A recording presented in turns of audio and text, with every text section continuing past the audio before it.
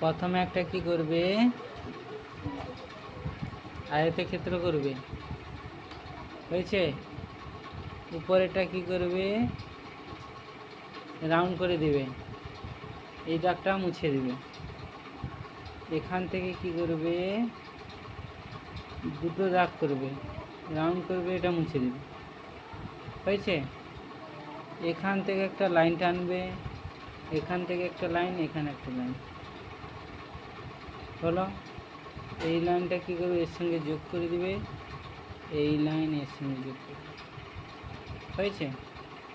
তারপর এখান থেকে এসে এইভাবে রাউন্ড করবে। তাহলে এটা আছে 1 নম্বর, 2, 3, 4, 5, এই ডাঁটিটা 6,